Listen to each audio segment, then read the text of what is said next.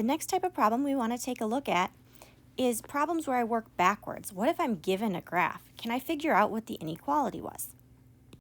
Right? So what I need to determine, right, what is M? What is B? And then is it solid or dashed? And is it shaded above or below? Because those are the things that I needed to graph the line. So if I have all of those things, I can write my original equation. Well, I can tell that it is dashed. And if I put my pencil somewhere on that line, the shading part is above my line.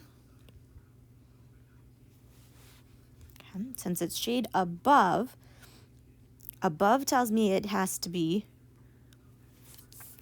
y is greater than or equal to, but since it's dashed, it must just be greater than. And I just need to figure out what is M and what is B so I can write my equation.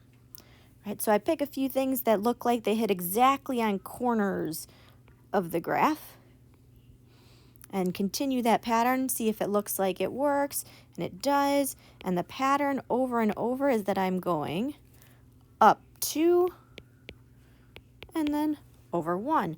And if I had my little person on the left side here to start, he'd be going uphill, so I know this is a positive slope. Right? 2 over 1 is really just 2. So y is greater than 2x, and where did it start?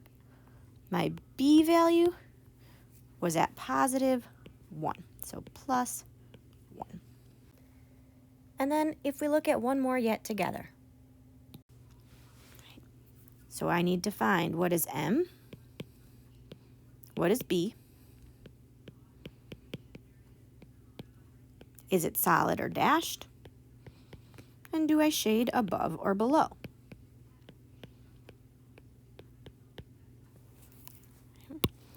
If I look at my graph, the easiest thing to find is my B value.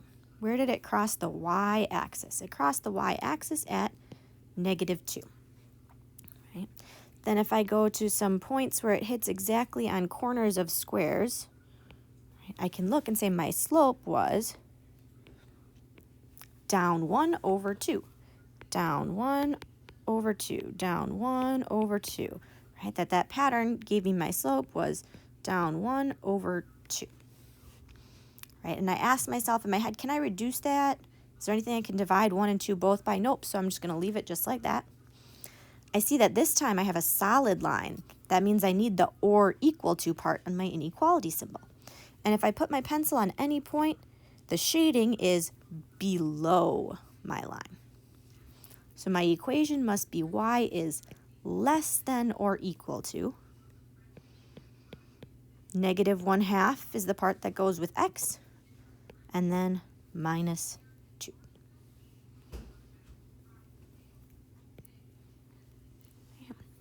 So being able to work backwards is a really good way to also show that we really understand how to graph inequalities.